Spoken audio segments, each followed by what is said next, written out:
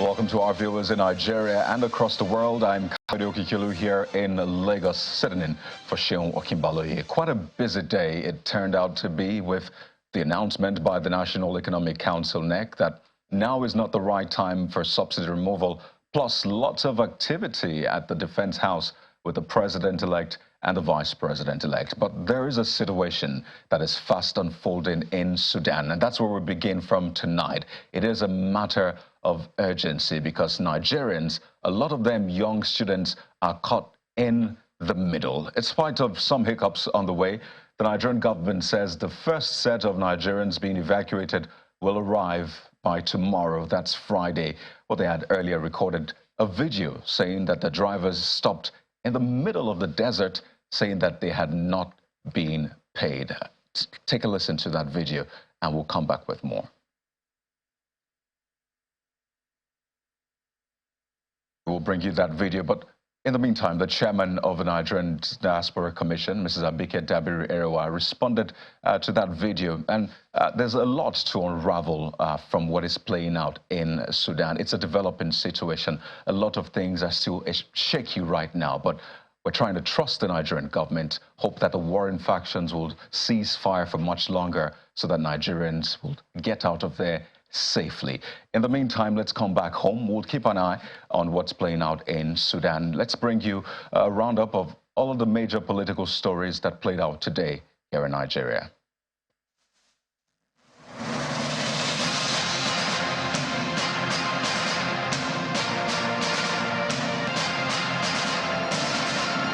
Hello everyone, I am Victoria Longjohn, and here are your political roundup stories for today. The Supreme Court has granted leave to the federal government to bring 9 new grounds of appeal against the release of the leader of the indigenous people of Biafra, Nnamdi Kanu. A 5-member panel led by Justice John Okoro granted the leave while ruling on the motion by the counsel to the federal government, Mr. Tijani Gadzali. The Apex Court also granted leave to the federal government to include 9 new grounds as part of its amended notice of appeal dated 28 October 2022. The senator representing Kogi West Senatorial District, Smat Adeyemi, a son of former Kogi State Governor Shuaibu Abubakar, and 3 others are demanding the immediate cancellation of the All Progressives Congress primary for the selection of the party's candidate in the forthcoming governorship election. They are also calling on President Muhammadu Buhari, the President-elect Bola Ahmed Tinubu, his vice, and the Arewa Consultative Forum to intervene in order to save democracy in Kogi State. In the suit, they are asking the court to declare as illegal and unlawful the purported direct primary election said to have been conducted by the APC, which produced Ahmed Ododo as the governorship candidate of the APC in November this year. Their grounds is that the alleged unlawful selection of Ododo ran foul of Section 177 of the 1999 Constitution and Section 29 and 84 of the Electoral Act, as well as Article 20 of the APC's Constitution, and are asking the court for an order compelling the INEC to reject and refuse recognition of the name of Ahmed Usman Ododo as APC's governorship candidate on the grounds that he emerged from an invalid primary election. The Nigeria Governors Forum is planning to meet with President Buhari to urge him to present the new revenue sharing formula to the National Assembly before exiting office next month. The governors also plan to discuss the modalities for disbursing revenues generated from stamp duties, which they say are currently in the vaults of the country's central bank. The chairman of the forum, Governor Aminu Tambuwal, disclosed this on the sideline of a valedictory meeting of the governors in Abuja. The need for us to really approach Mr. President on the need for him to present the new draft formula to National Assembly before this administration winds up. The Inter-Party Advisory Council IPAC is urging the National Assembly to zone the Senate presidency of the 10th National Assembly to the South-South or Southeast geopolitical zones for the sake of equity. Chairman of IPAC, Mr. Yabagi Sani, disclosed this during a press conference in Abuja. He also added a prayer for the engagement of women and youth in government, as no nation makes progress without the active participation of these groups of people. This, of course, is without prejudice to the ongoing election petitions the various election petition tribunals in the country. And the Forum of the APC local government chairman is also asking the leadership of the All Progressives Congress to prevail upon the 10th National Assembly as it concerns the zoning of the principal positions in both chambers, with the position of the Senate President zoned to the southeast. According to the forum, a fair zoning of the principal offices will contribute immensely to the unity of the party and reduce rancor between the executive and the National Assembly. The forum also asked the National Working Committee, the President-elect and the party caucus not to sit on the fence but work hard to influence the process to ensure that the right people are voted into the leadership positions of the National Assembly. In the interest of the equity, justice, fairness, unity and inclusiveness to share and zone leadership position in the 10th National Assembly as follows. Senate President, Southeast. Deputy Senate President, North Central. Speaker of the House of Representatives, Northwest. And Deputy Speaker, South-South. The community of people living with disabilities is asking the President-elect, Senator Bola Tinubu, to appoint at least one person with disability into his cabinet after he is sworn into office on May 29 this year. The founder of TAF Africa, Mr. Jake Epele, told a press conference in Abuja that it will be good if the state governors do likewise and appoint qualified individuals with disabilities in their cabinet. According to him, the outcome of the 2023 general elections has provided Nigeria another opportunity to deepen disability inclusion and governance, even though none of the members of the disability community who contested in the elections were voted into office. With the end of 2023 general election and the emergence of elected individuals, an opportunity to drive disability inclusion and strengthen the political voices of persons with disability in Nigeria political process has been birthed. Now, those are your political roundup stories. It's back to you, Coyote.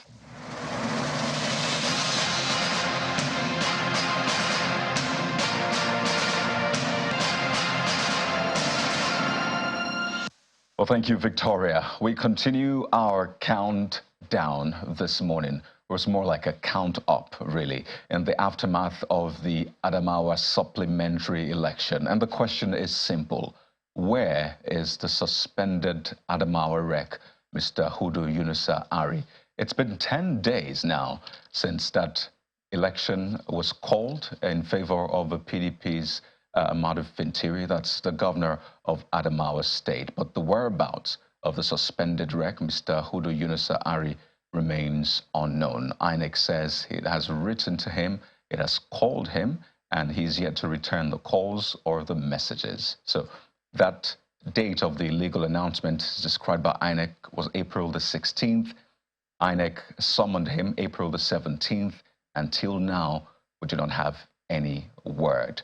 So where is Mr. Hudu Yunusa Ari? It's been 10 days and counting. And we'll continue to ask those questions for the good of our democracy, for the good of our nation, Nigeria, so that justice prevails and we have a nation that we can be proud of. I've been here for almost 10 days and still there is no any response. Yesterday they have sent 10 buses, but today there is no anyone. We head over now to Sudan. Time is of the essence there. The clock is ticking. There are still thousands of Nigerians waiting to be evacuated as the ceasefire is expected to wear out by midnight today, just in a couple of hours. So much has played out. The Nigerian government has paid monies to get Nigerians evacuated, and something quite interesting played out today, just when the first batch of Nigerians who were being evacuated were heading out of the country. We'd like you to take a listen and see what played out, and then we'll follow up with an update on the situation. Before we started this journey, we have to go on several fighting. Can you imagine that we are stuck in this desert for 5 hours? We don't know what state we are. Like, we don't know the situation we have. We don't have water. Our money has finished. Can you imagine? And they said the vehicle drivers, they said they are not moving their bus. They said they are not moving their buses because they don't give them money. Which type of attitude is this one? Look at this place. We are stuck in desert. We don't even have compass. We don't know the way we are. I don't know the place we are. Everything has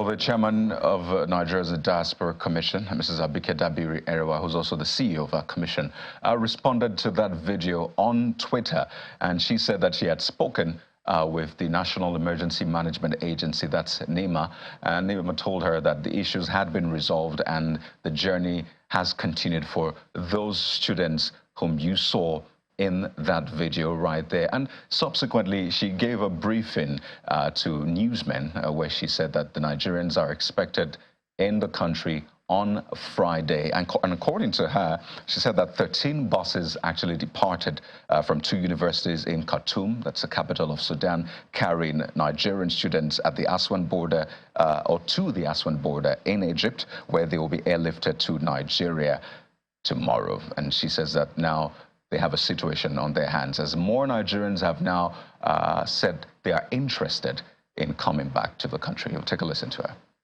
The journey is almost 28 hours if it's a straight journey. But in this case, they have to stop somewhere and all that. So we're hoping that they'll get into Aswan later this evening, but we're monitoring them. 13 buses left Khartoum yesterday from 2 universities, the African International University and I think Al-Khazar University. So 13 buses of about 60 people have already left, and by the grace of God, we're monitoring them and they're all good. I mean, it's not a very pleasant situation, but they also, mission officials are waiting for them at Aswan to receive them. And another set of buses, hopefully, when funds are released for them, because the transporters are insisting they want to collect their cash before they even load the next set of buses. So everything is being done by the Ministry of Humanitarian Affairs, NEMA, to ensure that is done. So sharing news, no life has been lost, as the Ministry of Foreign Affairs announced yesterday, and our students are progressing to their destination in Aswan, Cairo. But so far, the Nigerian mission and the 3 missions are working together to ensure that our students are protected. Now, there's a little challenge. 3,500 students, yes, but Nigerians are now coming, without even any documentation to now say they want to come back. And I said it before, and I'll say it again. Perhaps when we get all our data right, Sudan will probably be one of the areas where we have our largest diaspora population. So the mission is now being bombarded with people that never registered, that never showed presence, that now coming and say, look, they want to come. And as you said, the 72 hours is lapsing. There's a lot of tension. There's a lot of desperation. So in fact, yesterday in the evacuation, the mission was very strict, because people who never even showed up wanted to even chance the students. Some tried to jump into the window, but they had to stop a while and said, no, you have to be orderly. And they did it by now breaking them into various states with the list that they had. So let's just pray and hope that let's pray and hope that the ceasefire will become permanent season of fire. Who knows? There's been a lot of talks with the AU and the 2 warring factions, and there's nothing better than peace in all this situation. So that was much earlier in the day during our breakfast program, Sunrise Daily. Lots of things have happened between then and now. So let's speak with one of the Nigerians still waiting to be evacuated in Sudan. Abubakar Sadiq joins us from the capital, Khartoum. Well, good evening, Abubakar. I imagine that you are in a state of perhaps despair, but maybe listening to the government, I wonder what you think. But I need to be sure that you're in a safe place so we can have this conversation. Are you safe? Can we do this now? Yeah, we are safe now. We are safe. All right, that's good to know, sharing news. It's about, 4 hours to that ceasefire at midnight. Can you tell us, what is the situation there now? Actually, during around 4 p.m. today, while we are at the camp waiting for the embassy officials to arrive, and there is no presence of the embassy officials at the camp, we were waiting for them since 6 a.m. early in the morning. There is no update from them until now. There is no update from the embassy. Around 4 p.m. while we are waiting for them, there was an airstrike around our camp. It's just 1 kilometer or less away from us. And it was a terrible experience, actually. very terrible experience. I mean, one can only imagine, which is why I asked about your safety, because I recall you telling us behind the scenes about that airstrike. But tell us about the situation there generally. I mean, I do not understand why there's still no information from government to you guys. But in terms of the situation, the ceasefire, just how well is it holding right now? I mean, 4 p.m. you heard the airstrike, but right now is the ceasefire still holding? There is violation actually. There is violation of the ceasefire, but for the past 2 days, actually. Well, this has become a common occurrence. The connection fades off and comes back. We understand the situation there as a bit unpredictable. So we'll try to get Abubakar Sadiq back to give us an update. And, I mean, the Nigerian government, of course, is listening as well, such that we can get these people out of Sudan in good time, safe and sound. So not to worry, we'll get connection back to Abubakar. But also earlier on, in terms of airlifting the Nigerians in Sudan, or at least the ones that get out of Sudan to Egypt, the head of Air Peace spoke on what is expected to happen when the Nigerians leave Sudan. And this is what he had to say about airlifting Nigerians. As I speak to you now, in the last 5 hours, our pilots have been ready, waiting to be given the go-ahead. The aircraft has already been positioned at the Murtala Mohammed Airport. You can go there and see for yourself. What is lacking is the landing permit from Egypt. Egypt is yet to give us the landing permit. The flight planners, the Air Peace flight planners, go back to us in the morning and said they declined. They said they will not. The kind of declined initially giving landing permit, say until that it has to be a diplomatic approval before they could grant it. They didn't decline, but that there should be a diplomatic approval. They needed the Nigerian government. So we called on the Nigerian government to get across to them. And the Minister of Foreign Affairs is on top of his game. He's doing that. And of course, our ambassador in Egypt, His Excellency Abarimi, Nura Abarimi, is doing a yeoman job there. He has been tireless. He has not slept in days now. He's been running around. I've just finished speaking with him some few minutes ago.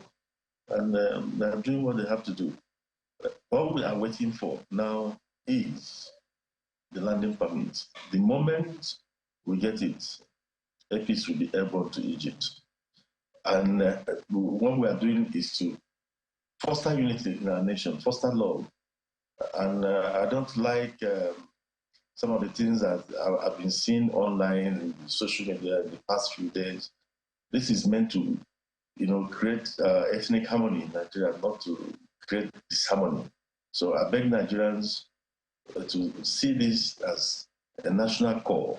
I didn't ask anybody for money, and nobody offered me money. We're going ahead to get our fellow citizens evacuated. However, if the numbers become overwhelming, then of course, the government should set in to help offset the bill, because one man alone cannot carry it. Also, other airlines can join. It's not about Ananoemo and Air Peace alone. If the numbers become very overwhelming, then of course, it's no brainer that the government has to also step in to help. Well, that's the Chief Executive Officer of Air Peace, Mr. Alan Onyema speaking there. Well, we have Abubakar back now. Abubakar, it's good to have you back, and I hope we can make the most of the few minutes we have together. So tell us, what information do you have about perhaps a time you will be evacuated right now? We understand the first batch has left, but when are you expected to leave? Actually, there is no date. There is no date because we didn't receive any information from the embassy. And today also there is zero presence of the embassy. So we don't know actually. Right now, students are planning to gather their money to transport themselves and carry themselves to Egypt. Abubakar, I know that it's a bit tricky with the connection, and we'll try to keep working on it so we can get the right information out there. I can only imagine how you and other Nigerians there right now feel. But we'll come back to Abubakar yet again. We'll keep trying. We're not going to leave the Nigerians there alone. It is all for one, one for all. So not to worry, we'll keep trying during the course of this conversation and even beyond to ensure that we get connection and get the right information out there. But let's come back to Nigeria for a moment now. President Muhammadu Buhari today appeared in a different attire. For many, it may have been their very first time seeing him in that manner. But for some others, it's an all too familiar sight. The president put on military uniform as he attended the trooping and changing of color parade of the Nigerian army in Abuja today.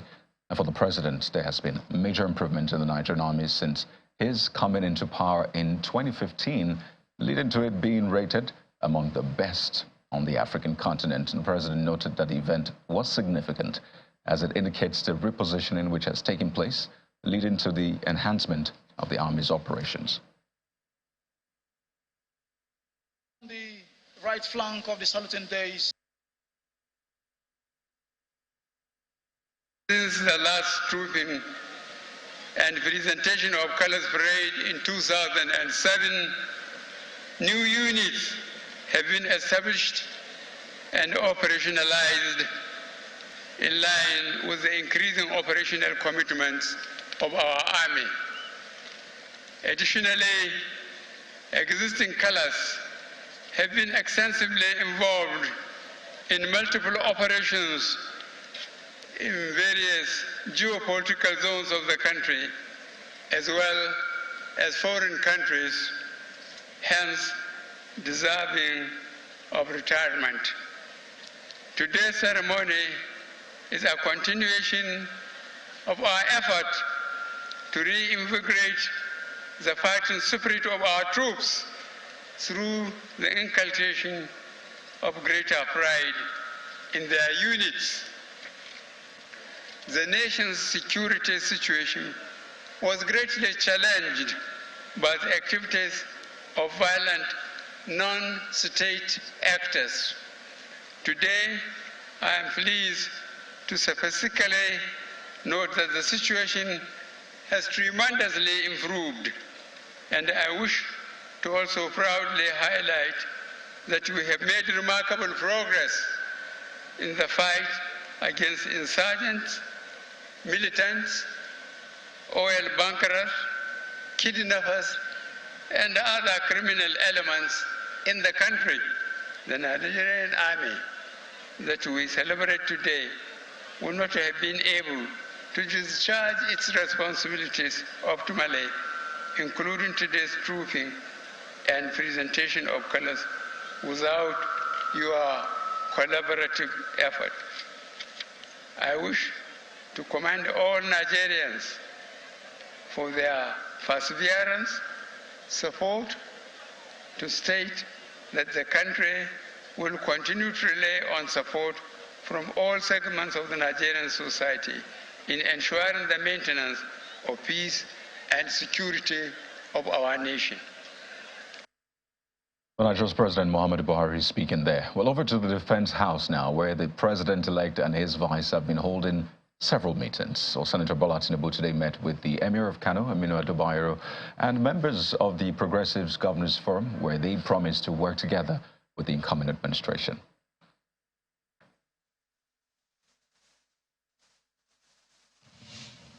APC is one big family, and today we are rallying around our president-elect, and he is leading the way. And by the special grace of God, we're going to come up with choices that is going to reflect the unity of our country, and Nigeria is going to be better off for it. We are working towards coming out as a bloc to give Mr. President the kind of National Assembly that will work with him, that will give progress and make Nigeria move forward. So that is what we have been doing. The scheming is there, but definitely we'll all come out strong. Right. We'll get into the conversation, the big conversation for tonight in just a moment. It's about subsidy removal. It's been a major conversation, in fact, a major trigger point for economists, for the Nigerian labor unions across board, and for you and I who have to approach filling stations to buy petrol. The decision from the National Economic Council today about the timing of the removal of subsidy will be our focus in a moment. And we have joining us a senior economist who will be breaking these issues down for us. Mr. Paul Alaje is in our Abuja studios. We'll take a moment and we'll return with that conversation. Stay with us.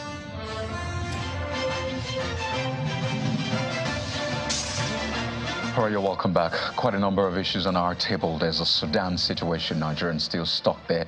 There's a talk about the timing for the removal of subsidy. The National Economic Council held its valedictory meeting today. But let's try to reconnect with Abubakar Sadiq just another time. It's important to have that conversation with him. Abubakar, so let's go on. You were talking about the information you have gotten or otherwise from the embassy and the government. But tell us, how many people are left to be evacuated there now? Actually, close 1,500 students from what we have counted earlier in the morning today.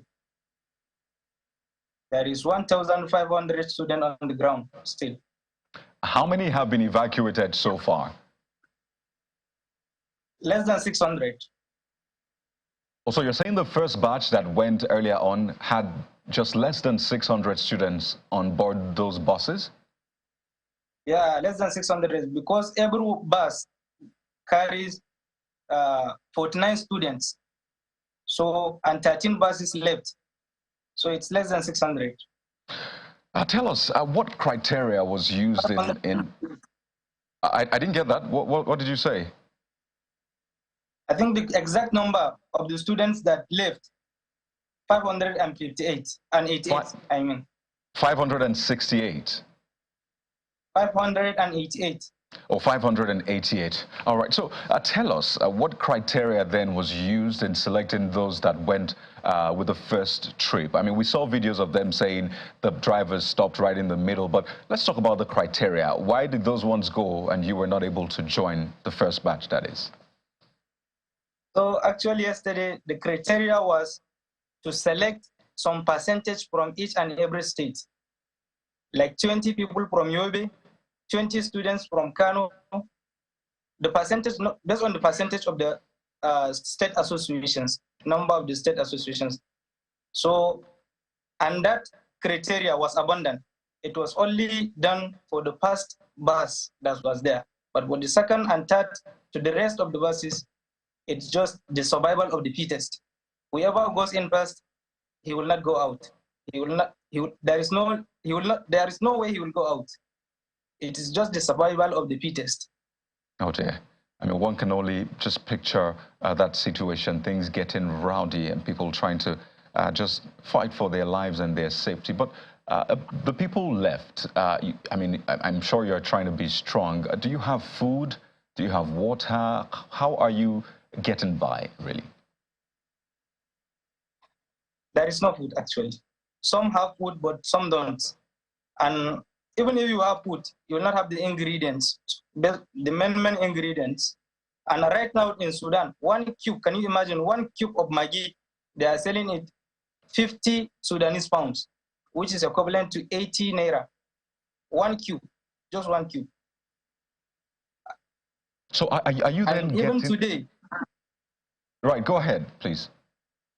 And even today, we bought just Coca-Cola, a can of Coca-Cola at the rate of 600 Sudanese pounds, which is equivalent to 900 to 1,000 Nigerian naira. Oh dear. So are you getting any form of help then? Maybe from the embassy or any Nigerian representation there? Are you getting some sort of help, support? How has that been? No, to be sincere, there is no any help from them. There is zero connection, no communication from them. No letter, no press release. They will not come to you and tell you some good words. Even if they are lying, we want them to come, but they will not come. I just want to then find out, I know it's a very difficult period for you, and really I'd like you to know that we're here with you. Whatever help you need, we'll provide the platform so you can air the opinions and put out those information. But there are reports that drivers are still protesting, not getting their allowance. We saw one play out earlier on. Is that still ongoing? Has that been properly resolved? Actually, until now, the students' passport, international passport, are with the drivers. Until right now, the students' international passport are with the drivers. They collected their passport until they are paid. That's what they proceeded and carried on with the journey. Until who paid? We understand the government is the one paying here. Until they are completely paid. The drivers are not completely paid. Oh, right, until the government completely pays them. Yeah. Okay. That's all right. why they took their passport. Okay, Abubakar, I'll need to let you go in a moment. I think there's so much information out there now for the government to act on. But I don't know, for you, what does the future look like? With this conflict in Sudan, you have to return home under these circumstances. I imagine you went there to study in the first place. So, I mean, what does the future look like for you, seeing what is playing out? Yeah, for me, alhamdulillah, I've graduated, but still I didn't collect my certificate. So that's the worst part. Have I gotten my certificate, I will come back and serve my country. But now, until this war is resolved, then I will come back and collect my certificate. So it's a terrible experience, actually. So how is your family handling this then? I know there are lots of families in Nigeria, and I'm sure for your family, maybe they're excited even seeing you on television. But how have they been handling this in terms of information as well? Is there maybe a central information point where families can get information, and for you as well to get information? Can you repeat yourself again?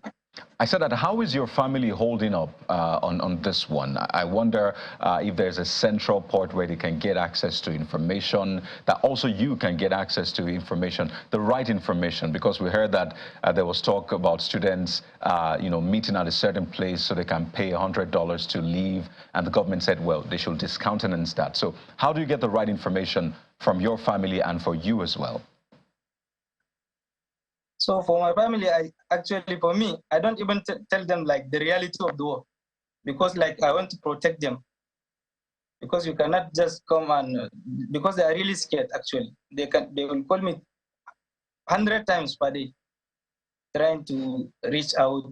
What are the steps the government are taking? How am I feeling, and so forth and so on. So I cannot share some information with them. That's understandable. I just want to know as well, the ceasefire that, well, both factions have agreed to. You said that the ceasefire, yes, you said that there have been breaches of that ceasefire. Yeah. What do you plan to do if, evacuation is not forthcoming? Maybe tomorrow, the coming days. What is your plan? Yeah, the students right now are planning to gather some money and pay the drivers to carry us to to Egypt. So that's the plan on the ground. Tomorrow early in the morning, those students that paid their money will go on. Is that what you're planning to do? And I wonder what route are you planning to take? You said? Is that also your plan? And what route are they planning to take? No, for me actually now we are contacting our state government. It's the state government. All right. So we want to hear from them first before we carry on with our journey. But I'd like you to know that I'm very sure that the Yobe state government and other governments are listening to this from state to the federal level. And thank you so much, Abubakar, for your time and for that information. Yes, and we wish you the very best. Please get back to us if you have any vital information or you have any needs that we can provide. We appreciate you. Yes, thank you very much. It's my pleasure. Well, that's the situation of Abubakar and a lot of Nigerians still in Sudan. There's also a lot to grapple with here in Nigeria. Not on the scale of the conflict or the war. It is about the removal of petrol subsidy. And it appears that it may have just received a lifeline, as the National Economic Council today concluded that it is not a favorable time for the removal until the transition to a new government. And this was the outcome of next valedictory meeting, which was chaired by the Vice President, Professor Yemi Osinbajo. According to the Minister of Finance who spoke after that meeting, Mrs. Zainab Ahmed, the meeting resolved that subsidy cannot be removed for now, but it equally agreed on the need to continue discussion on the matter and the necessary preparatory work in conjunction with states and representatives of incoming administration. We'll take a listen. What I said is that it is not going to be removed now, which means it will not be removed before the transition is completed. That's what it means. But then we have two laws that have inadvertently made the provision that we should exit by June. So if the committee's work, which will include the representatives of the incoming administration, determine that the removal can be done by June, then the work plan will be designed to exit as of June. But if the determination is that the period needs to be extended, it will mean that we will have, as a country, will have to revisit the Appropriation Act, for example, because the 2023 budget only made provision up to June. So if we're extending beyond June, it means we have to revisit the Appropriation Act and do a supplementary or amend the bill, and also the PIA. We that are here now are going to do the work with the representatives of the incoming administration, and we will exit and leave them to continue with the implementation of the plan. And so there will be an expanded committee so that it is not just a few people's thoughts that will guide the process, that there is sufficient consultation, taking inputs from key stakeholders into the measures that need to be taken. Just to explain the issue, the NEC is different from the FEC, that's Federal Executive Council. The NEC has a mandate to advise the president concerning economic affairs of Federation, and in particular on measures necessary for the coordination of the economy across the board. That's the planning of various governments of the Federation. It comprises 36 state governors, the governor of the CBN, and other co-opted government officials, unlike FEC, which is a cabinet of the president. So is this some sort of limbo? Is a policy decision clear enough? What does this mean then? Because the government has always insisted, she did that again, that subsidy is not captured for any time after June. Let's speak with Mr. Paul Alaje, senior economist at SPM Professionals. Mr. Alaje, thank you for your patience. I apologize we had to, take on that conversation with Abubakar in Sudan. But thank you for staying with us. I'd like to ask you, listening to the Minister of Finance, following this conversation from perhaps the inception or the earliest time you can remember, what do you make of the latest statement or decision of NEC? Does it look like we're postponing the evil day, or things still look clear for you? Thank you so very much for having me. Clearly, what the minister has mentioned as a result of the body that met earlier today regarding suspending removal of subsidy is what we have actually expected in our organization. And for weeks now, we have been discussing the same thing along that line in the media. This is because when President Buhari came to office, he had mentioned before the time he came to office that there was no subsidy. When he got to office, he said, yes, there is subsidy, and this subsidy, we need to do something about it.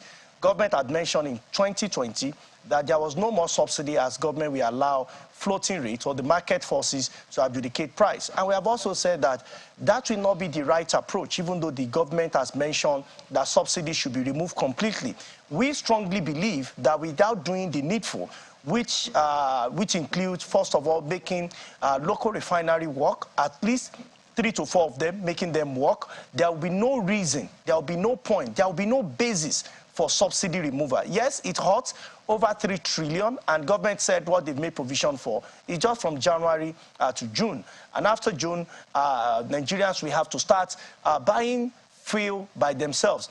And we've seen a number of strategies government has put in place. What now makes of, how do we now explain the 800 million collected from the international organization to be shared to 10 million households, 50 million Nigerians at an average of $16 per head. What becomes of that? Is it also going to be handed over to the next administration?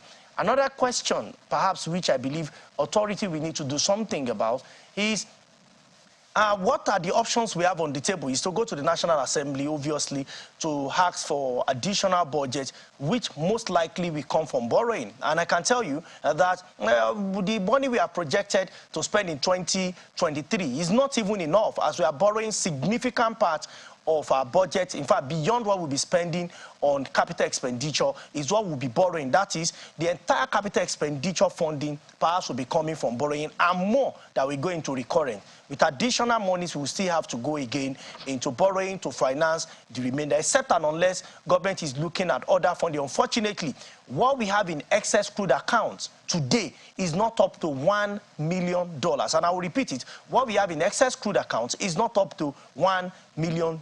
So the next administration, we have a lot to face. And I can tell you that if the next administration, which I believe, of course, they know better, that coming to government and immediately removing subsidy is going to be really, really difficult. And I think government should do the important things, namely make the refineries work. And when I say refinery, I don't mean just one refinery in which a single board of directors will determine the fate of Nigeria. Secondarily, Nigeria already has narrow gauge. This is the time federal government needs to partner with Nigeria Railway Corporation to maximize their narrow gauge and connect it to the rural community, because when subsidy is removed, I know a lot of persons might say that it will not have impact. The truth is that it will have tremendous impact on prices, especially food inflation. And you know what affects food and logistics will certainly affect lives of Nigeria. And lastly, what I think the next administration should do in order to reduce the impact of subsidy, if and when the administration wants to remove subsidy,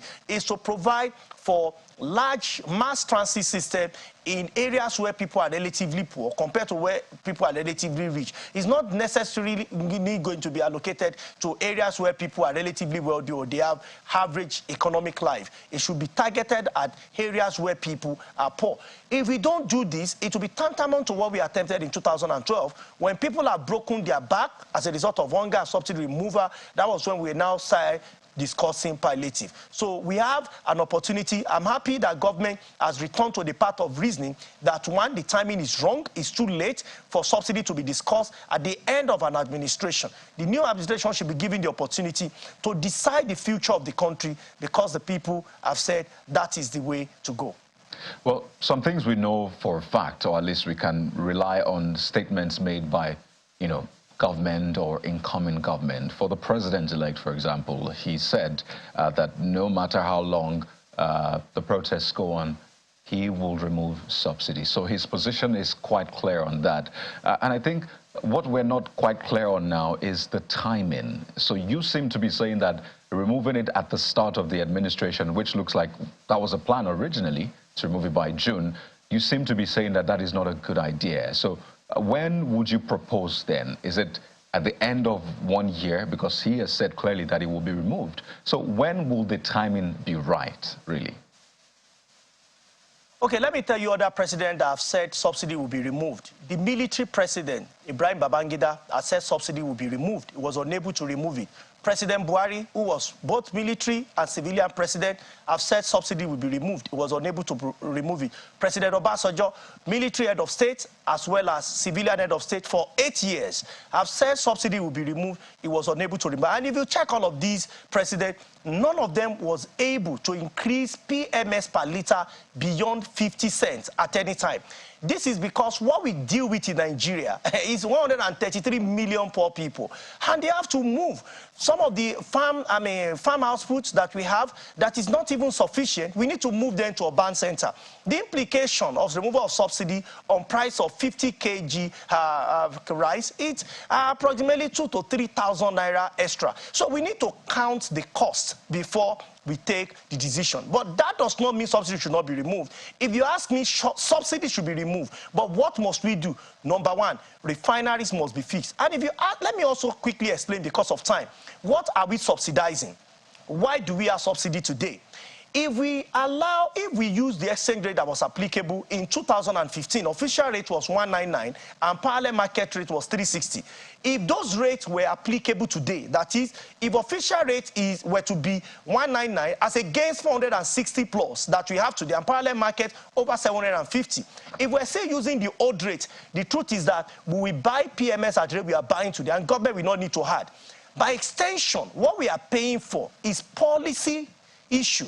That is poor economic policy, non-communication between fiscal and monetary authority. And I'm happy the president-elect has mentioned, I saw one of the reports that came out yesterday, that is going to ensure rather that fiscal and monetary authority work together, and it will also ensure that in the short term that we are going to see reduction of exchange. And I believe maybe he's talking about official rate reduced to less than 300 naira. And at the end of 4 years, we should be looking at something reduced to less than 200 naira. If that is applicable, then nobody needs to discuss a subsidy. The real problem we have, which is not at the front burner, is quality of naira.